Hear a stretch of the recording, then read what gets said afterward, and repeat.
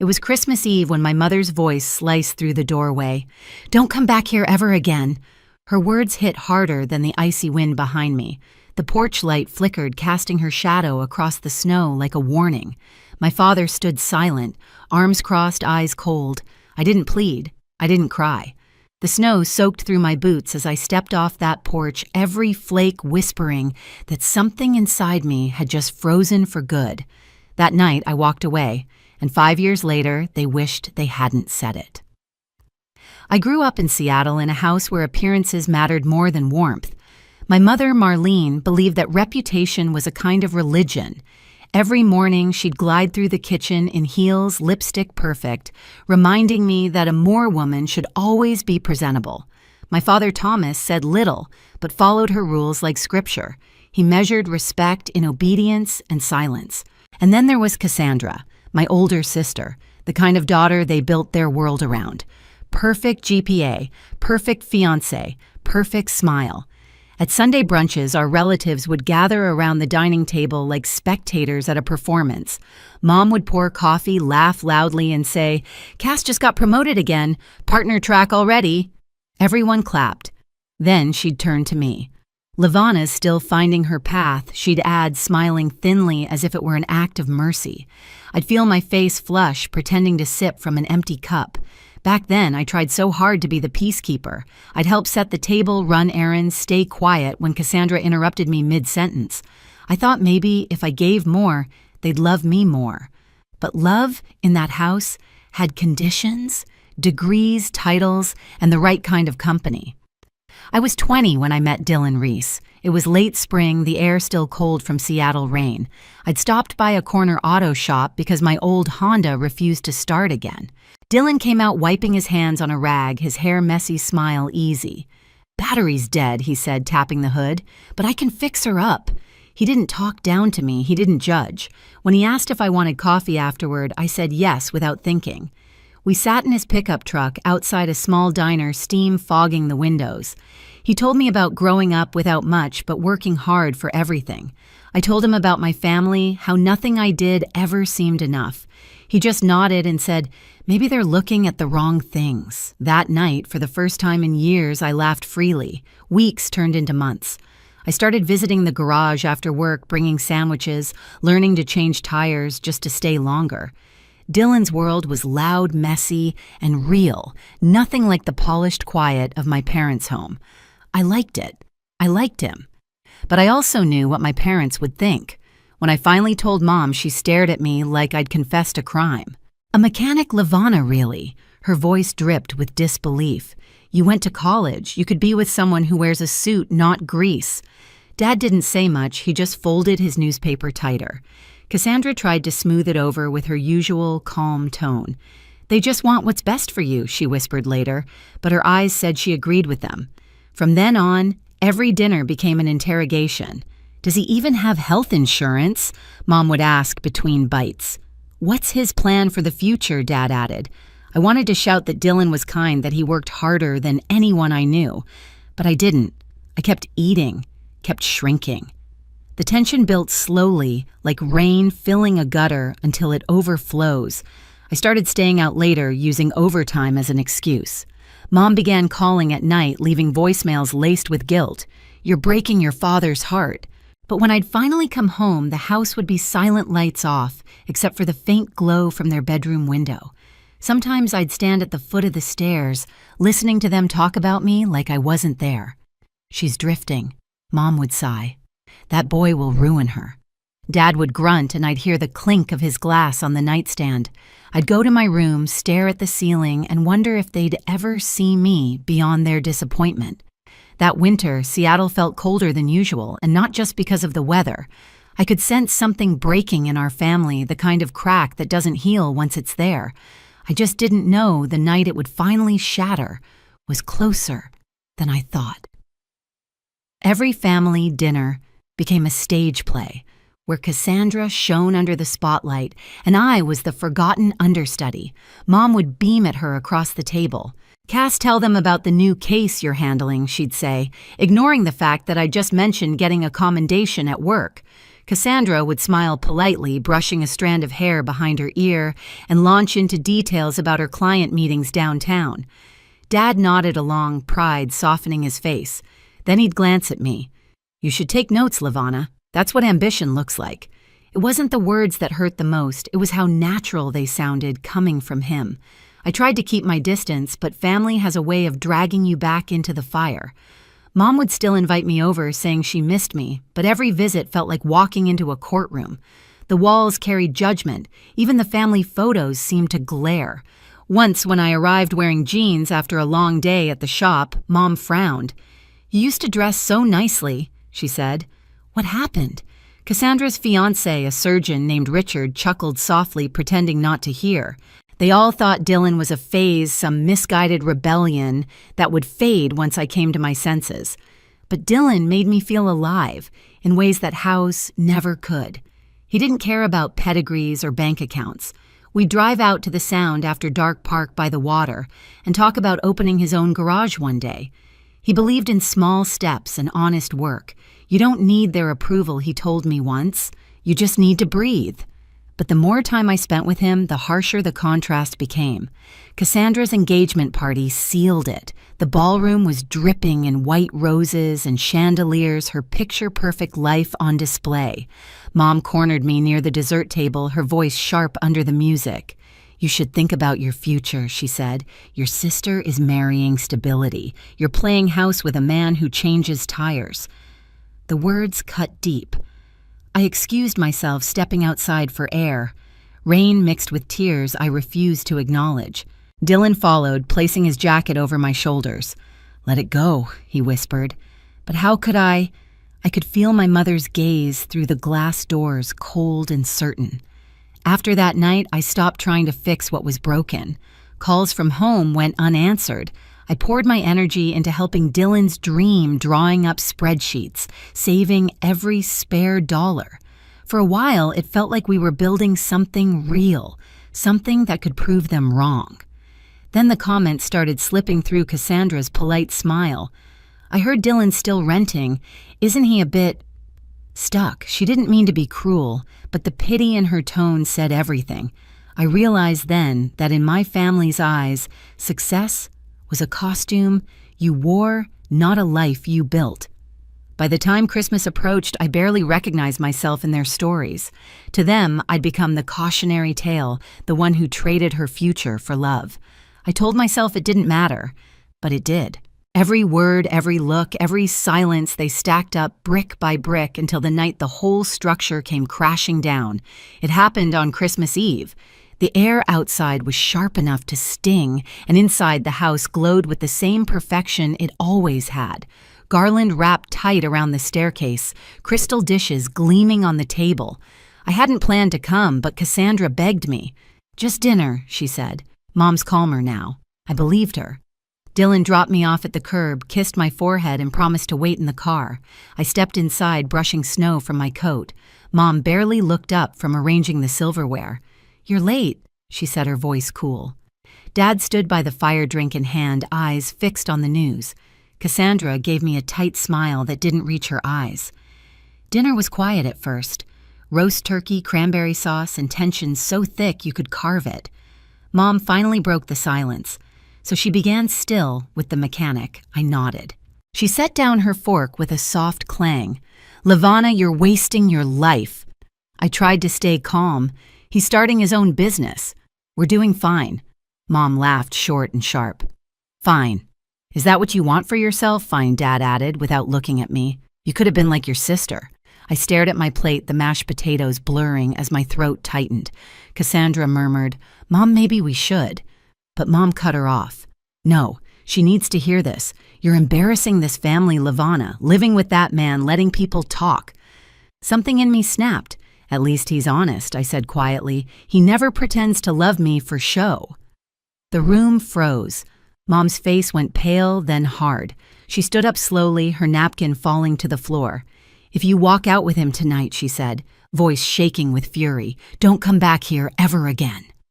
The fire crackled behind her. Snow drifted past the window. Dad didn't say a word. I felt my pulse pounding in my ears. "You mean that I asked?" She didn't blink. I do.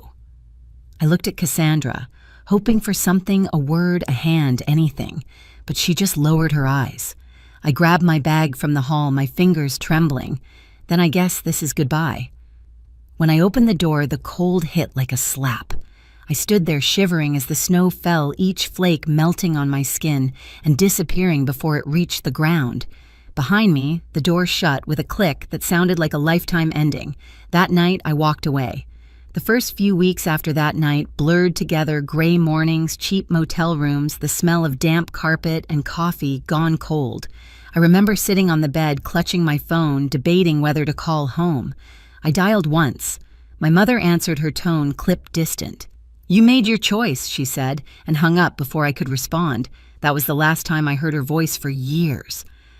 I slept in my car for a while after Dylan's apartment lease ran out. He'd promised we'd find a new place together, but plans changed. One night, I caught a woman's laugh coming from his workshop, followed by a door slamming. When I confronted him, he sighed, not even angry, just tired. Levana. "I didn't ask you to follow me. It was all I needed to hear." I packed my things into a duffel bag and walked out into the rain. That winter was the coldest I've ever known. Seattle rain never really stops. It just shifts between drizzle and storm. But that month, it felt personal. I wandered the streets until I found a small bus depot still open. A driver named Greg noticed me shaking and asked if I was okay. I wasn't, but I nodded anyway. He drove me to a cheap inn on the edge of town, paid for a night out of his own pocket, and said, "Get some rest. You'll figure it out." I didn't sleep much, but his kindness stayed with me. The next morning, I called Wendy, my best friend from high school. We hadn't talked in months, but she answered on the second ring. "Levana," she said, her voice warm. I told her everything, how my parents threw me out, how Dylan betrayed me, how I had nothing left. She didn't hesitate. "Come here," she said. "We'll figure it out." Wendy's apartment was small, one bedroom, a couch, and a cat that hissed at me for the first week, but it was safe. She handed me a mug of instant coffee and $200 from her tip jar. "It's not much," she said, "but you're starting over." And I did. I took a job at a convenience store, working double shifts, saving every cent I could. The customers barely looked at me, but I didn't care. I needed structure, something to anchor me. I started walking to work every morning before sunrise, watching the city wake up, the neon signs flickering off the smell of wet asphalt, the sound of the first buses rolling by. Slowly, I began to feel human again. One night, after counting the till, I found a flyer pinned to the bulletin board: evening accounting courses, community college open enrollment. I tore it down and took it home. Numbers had always made sense to me. They didn't lie, didn't twist meanings. They added up or they didn't. I signed up the next day. Balancing classes and work was brutal. I'd leave the store at midnight, catch the last bus, and collapse on Wendy's couch with my textbooks open. But every exam I passed, every small victory, built a new version of me, one who didn't need permission to exist. 2 years later, I finished the program and landed a junior accountant position at a financial firm downtown. The first time I saw my name on the office door, Levana Moore Accounting Department, I cried quietly in the stairwell so no one would see. That's where I met Raymond Cole. He was a history teacher who came into the office to set up a retirement plan. He had this calm energy, the kind that made the room quieter without trying. He asked if I wanted to grab coffee sometime, and for once I didn't hesitate out of fear. With him, I didn't feel like I had to explain who I used to be. 5 years after walking out into that snow, my life didn't look like redemption. It looked like peace. I had an apartment filled with my own furniture, a job that paid the bills, a circle of people who saw me not the shadow of my family's expectations. I learned that revenge didn't always mean payback. Sometimes it just meant living well enough that the people who doubted you have to face what they lost. When my company got invited to a major charity gala hosted by the Moore family, I said yes without hesitation. My boss, Laura Chen, smiled when she handed me the file. "You'll be our representative," she said. They requested someone from accounting to deliver the donation. I didn't tell her who the hosts were. The gala was held at the downtown Hyatt, one of those places my mother used to describe as respectable. I arrived early, walking beneath chandeliers so bright they made the marble shine like ice. I wore a long black dress, simple but sharp, the kind that said I didn't need to prove anything. Laura Chen waved from across the room, her red lipstick catching the light. "Levana, this is your moment," she said, handing me the donation folder. "You'll present the check after dinner." I smiled steady, though my pulse thudded beneath my ribs. I'd practiced this calm for 5 years. Outside, rain streaked against the windows, blurring the city lights. Inside, the hum of conversation was almost orchestral, crystal glasses clinking forks against porcelain, polite laughter. Every sound pulled me back to that night, the table, the accusations, the silence before the storm. When I heard the MC's voice announce tonight's event is hosted by the Moore Family Foundation, I froze for half a second. My surname echoed through the hall, heavier than I remembered. And then I saw them. My mother Marlene stood near the stage, draped in navy silk, every hair pinned into perfection. My father lingered beside her, older, slower, but still carrying that same air of restrained pride. Cassandra was there too, now visibly pregnant, her husband guiding her through the crowd. For a moment, none of them noticed me. It was like watching actors in a play I'd already outgrown. I turned to the bar, ordered sparkling water, and waited. It didn't take long. Mom's gaze swept the room and landed on me. Her eyes widened confusion, flickering into recognition. She whispered something to Cassandra, who followed her stare. Dad turned last, his expression unreadable. They didn't approach. Not yet. Dinner began. Waiters moved like clockwork, serving roasted salmon and lemon risotto. I barely touched mine. My name appeared on the printed program beside the line Corporate Donation, presented by Levana Moore, CPA, Northbridge Financial. I watched my mother's hand tremble slightly as she read it. When the MC called me to the stage, I stood slowly, every step deliberate.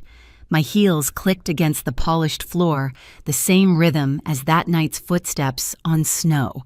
The hall quieted. I took the microphone, smiled at the crowd, then looked directly at my parents. "Good evening."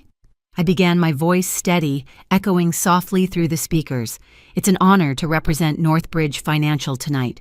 We're proud to support the Moore Family Foundation's work with youth housing because no one deserves to be turned away from home." A murmur rippled through the audience. My mother's face froze. I continued, holding the oversized check. "This donation comes from people who believe that everyone deserves a second chance. Sometimes when doors close, life opens another one." I learned that the hard way. I didn't name names. I didn't have to. The silence said everything. For a long beat, no one moved. Then the MC cleared his throat, thanked me, and led the applause. Dozens of strangers clapped, unaware of the history crackling like electricity across the stage. I handed the check to Laura and stepped down. My mother reached me before I reached the exit. "Levana," she said, her voice low, taut. "You could have warned us." I met her eyes. "You warned me first," I said. "Remember." Her jaw tightened. "That night we were scared. We didn't mean—" "Don't," I interrupted. "You meant it, and maybe you needed to. Because if you hadn't, I'd still be the daughter trying to earn her seat at this table." Cassandra hovered behind her, one hand on her stomach, tears shining in her eyes. "Levana," she whispered, "they've changed. Mom, she regrets everything." I nodded once. Maybe. But I'm not here for that. I'm here because I built something they said I never could. My father finally spoke. "We're proud of you," he said quietly, as if pride could erase years of silence. "Pride," I repeated, tasting the word. "That used to mean everything to you. Now it means nothing to me." For a moment, none of us moved. Around us, people laughed. Music swelled, champagne glasses clinked. I almost felt detached, watching someone else's family disintegrate under the soft glow of chandeliers. Raymond appeared beside me, his hand warm against my back. "You okay?" he asked softly. I turned to him and smiled. "Yeah, better than okay." He nodded toward the exit. "Then let's go." As we walked out, I heard my mother calling my name again, softer this time, almost pleading. I didn't turn around. Outside, the rain had turned to mist. The city glimmered beneath it, reflections rippling in puddles. I inhaled deeply, the air cool and clean. Raymond opened the car door, but I paused, glancing back at the hotel's glass facade. Through it, I could see my parents standing together under the ballroom light, their figures small against the golden backdrop. I remembered the porch light from that night, the snow falling, the sound of the door closing. The same ache tried to rise in my chest, but it couldn't touch me anymore. I had outgrown it. Raymond followed my gaze. "That them?" he asked. I nodded. "Yeah, that's them." He waited. "You want to talk to them?" "No." I smiled faintly. "They'll talk to themselves. Regret's loud enough." He reached for my hand. "You sure?" "I'm sure." I said and meant it. We drove through the quiet streets of Seattle, headlights catching the rain like silver threads. For the first time, I didn't feel the need to look back. The city didn't feel like a cage anymore. It felt like proof that I'd survived, rebuilt, and risen without anyone's permission. Somewhere behind me, in that glittering ballroom, my parents were probably telling someone that I'd made it, twisting the story to sound like they'd always believed I would. That was fine. They could have their version. I had the truth. As the car turned onto my street, the neon sign from the corner cafe flickered, "Open 24 hours." I smiled. 5 years ago, I'd stared through that same window, broke and freezing, wondering if I'd ever feel safe again. Now I was driving home. The rain tapped gently against the windshield. Seattle never stopped raining, but tonight it felt different. It didn't sting anymore. It just washed things clean. When we reached my apartment, the rain had softened to a hush. Streetlights shimmered across the wet pavement, and I could see my reflection in the glass, steady, unafraid. Raymond walked me upstairs, his hand brushing mine. Inside, the air was warm, smelling faintly of coffee and lavender. I slipped off my heels and stood by the window, watching the city breathe below. 5 years ago, I'd stood outside my parents' house, shivering, begging the universe for mercy. Tonight I stood taller because I'd learned something they never did: love, built on control, isn't love at all. Raymond came up behind me, wrapping his arms around my waist. "Still thinking about them?" he asked. I smiled. Not really, just closing the chapter. Outside, the rain glowed beneath the streetlights, soft, endless, forgiving. "Seattle still rains," I said quietly, "but I'm not cold anymore. Have you ever had to walk away to find peace? Share your story below, and don't forget to subscribe for more real stories like mine.